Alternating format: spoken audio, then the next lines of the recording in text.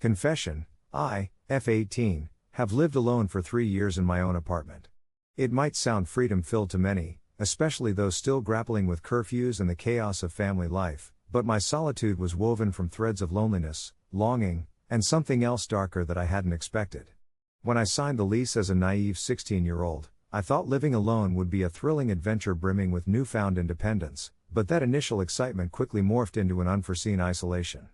My friends drifted away, busy with their own lives, and when I wrapped myself in the silence of my one bedroom, I started feeling like a ghost who haunted her own home. It began innocently enough, the occasional creak of the floorboards in the dead of night, tiny movements out of the corner of my eye that I brushed off as the remnants of a mundane day, when shadows appeared to grow longer. Yet my mind couldn't help but fill those gaps with questions. Was someone else in my apartment? Had I inadvertently invited a paranormal entity into my life through my self-imposed isolation? Just last week, as I curled on my couch with a blanket and a half-empty cup of cold tea, I caught a glimpse of somebody, small and fleeting, scutter behind my bookcase. I froze, my heart racing, and reason told me that it was just a trick of the light, but I couldn't shake the feeling that the confines of my apartment held more than my simple belongings and scattered hopes. Curiosity grew into obsession as I spent my days searching through online forums and haunted house documentaries, tearing apart my sanity in the pursuit of understanding what lurked just beyond perception. Conversations with friends now consisted of nervous laughter and vague references to weird things in my apartment, as I tried not to show them how deeply unsettling the idea of my living situation had become.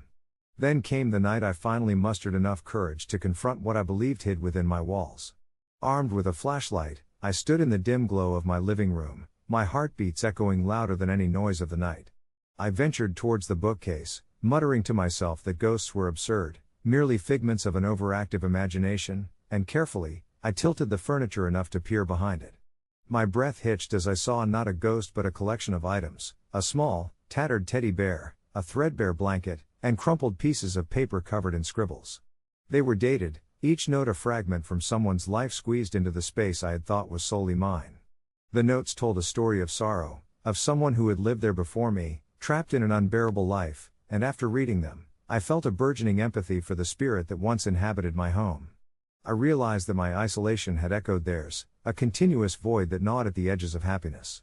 As the days turned into weeks, I began writing letters to that person, sharing my fears, my dreams, and my confessions, about loneliness, about resilience, about wanting to reclaim the space where darkness had once settled.